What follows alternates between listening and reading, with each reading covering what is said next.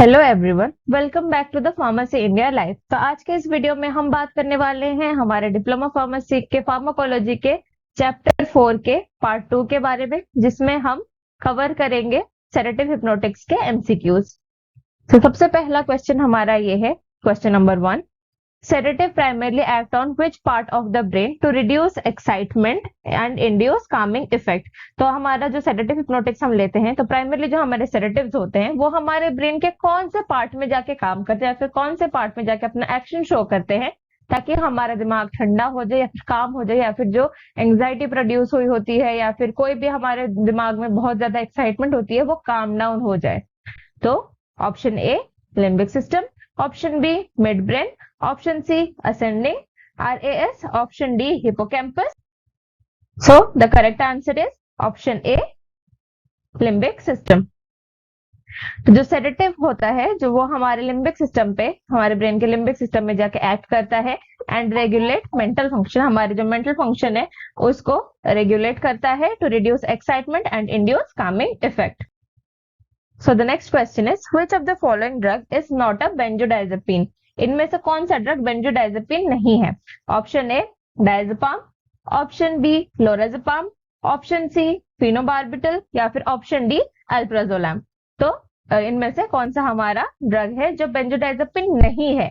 और तो उसमें हमारा करेक्ट आंसर है ऑप्शन सी फिनोबार्बिटल, क्योंकि जो हमारा डायजेपिन है, लोराजेपाम, अल्प्राजोलैम है, ये सारे बेंजोडाइजेपिन है, और जो फिनोबार्बिटल है वो हमारा बार्बिचुरेट्स के अंडर आता है।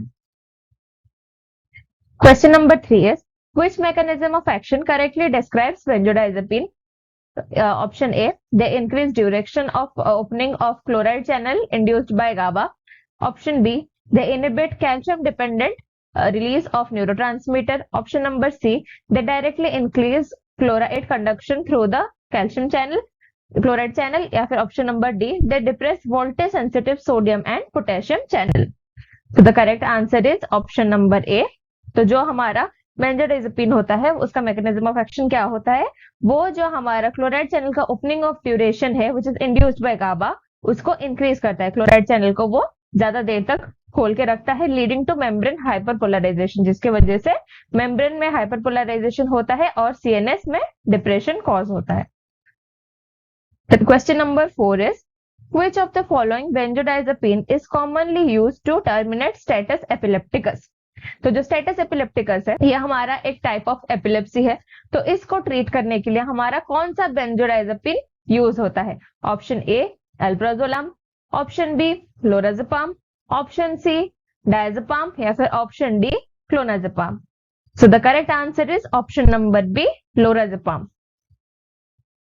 तो जो लोराजेपाम होता है वो हमारा एक बेंजोडाइजेपिन होता है जो कॉमनली हम स्टेटस एपिलेप्टिकस को ट्रीट करने के लिए यूज करते हैं due to its rapid onset of action and effectiveness in controlling seizure. यानी इसका बहुत ही ज्यादा, इसको खाते ही तुरंत ही अपना एक्शन शो करना शुरू कर देता है और जो हमारा एपिलेप्सी है स्टेटस एपिलेप्टिकस उसको ट्रीट करता है।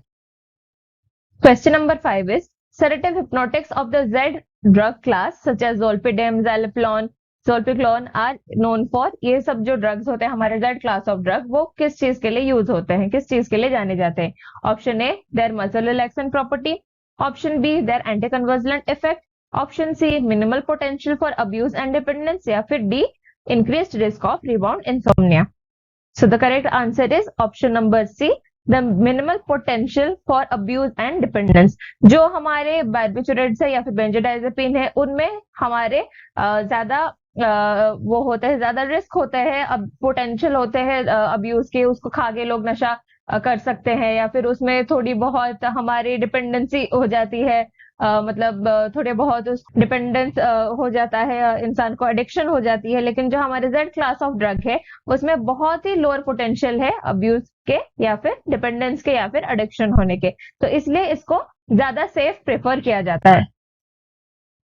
Question number 6 is, sedative hypnotics that are classified as barbiturate primarily acts by. तो जो भी हमारे सेडेटिव हिप्नोटिक्स होते हैं जिसमें बार्बिचुरेट्स आते हैं, तो बार्बिचुरेट्स का प्राइमरली कैसा एक्ट करता है या फिर बार्बिचुरेट का मैकेनिज्म ऑफ एक्शन क्या होता है? Option A by increasing dopamine release, option B by inhibiting serotonin reuptake, या फिर option number C by enhancing GABA activity, या फिर option number D by blocking NMDA receptor. So the correct answer is by enhancing GABA activity. तो जो हमारे barbiturates होते हैं वो हमारे गाबा की एक्टिविटी को इंक्रीज कर देते हैं। हमें पता है कि गाबा हमारा इनहिबिटरी न्यूरोट्रांसमीटर है। गाबा क्या करता है? इनहिबिटरी न्यूरोट्रांसमीटर है। जब हमारे बॉडी में कोई एक्साइटमेंट हो गई है तो हमें क्या करना है? उसको बैलेंस करने के लिए हमें अपना इनहिबिटरी न्यूरोट्रांसमीटर को बढ़ाना पड़ेगा। तो बार्बिचुरेट्स गाबा की एक्टिविटी को एनहांस करके अपना एक्शन शो करता है। Barbiturates enhance the action of GABA by increasing the duration of opening of chloride channel induced by GABA. This result in membrane hyperpolarization. इसके वजह से क्या होता है? membrane hyperpolarization होता है और CNS में depression होता है। Question number 7 is sedative hypnotic primarily act by enhancing the activity of which neurotransmitter in the brain? Serotonin, dopamine, acetylcholine या फिर GABA, जो GABA अमाइनो ब्यूटेरिक एसिड है हमारा। तो ये पिछले क्वेश्चन में हमने डिस्कस कर लिया। तो इसका आंसर है हमारे पास option number D, GABA amino butyric acid और GABA. Question number 8 is sedative hypnotic can cause adverse effect on respiratory function, which of the following effect is commonly associated with their use. तो sedative hypnotic हमें पता है कि adverse effect cause कर सकते हैं हमारे रेस्पिरेटरी फंक्शन में, हमारा रेस्पिरेटरी कोलैप्स कर सकता है। तो which of the following side effect is commonly associated with it?